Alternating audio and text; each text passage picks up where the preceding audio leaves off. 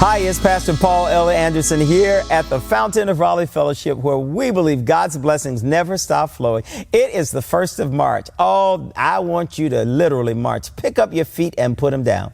God wants us to move forward. It is now that season of Lent. It is during Lent that we have to thank God for the wonderful things He's done. We have to remove from our lives those things that can become distractions, add to our lives those things that will be building blocks and building stones that you and I can build our faith upon and others might see. Today, I invite you to look with me at Acts, the 7th chapter, verses 30 through 40. We find out here, it was in the desert near Mount Sinai that the angel appeared to Moses in a flaming bush. And when Moses saw it, he was amazed at the light. It was then he came closer, and the voice of the Lord said, I am the God of your ancestors, the God of Abraham, Isaac, and Jacob. Moses shook with terror. He was so afraid. The Lord said to him, take off your shoes because you're standing on holy ground. Well, you know, it's amazing during this season, this time of Lent, that you and I need to realize that we're standing on holy ground. Wherever you stand, it belongs to God. Wherever you stand, it's holy ground. But it was important for God to say this to Moses. He says, take off your sandals because you are standing on holy ground.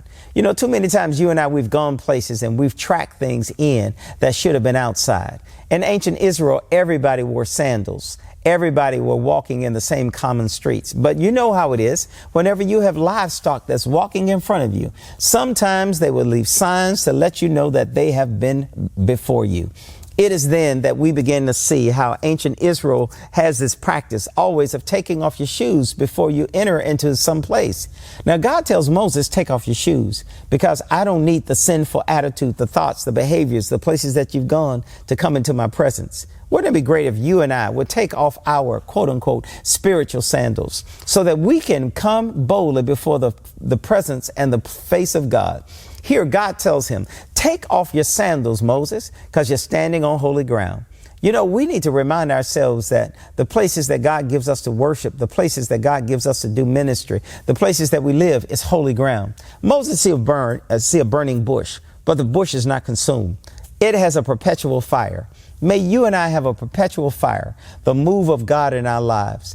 Just as God did great things by helping them to cross the Red Sea, God does other great things. He's doing great things for you and great things for me.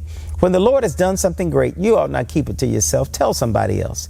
Just as we find out from this passage, God told Moses, take off your shoes, you're on holy ground. You just can't come into my presence any kind of way. Let's all make sure that we don't just try to come into God's presence any kind of way, but we come in the way that will bring him glory, bring him honor, bring him praise. Today, I want to remind you, you are exceedingly and abundantly blessed, and God has a great blessing in store for you. Take the Lord with you everywhere you go, and we'll talk with you again on tomorrow.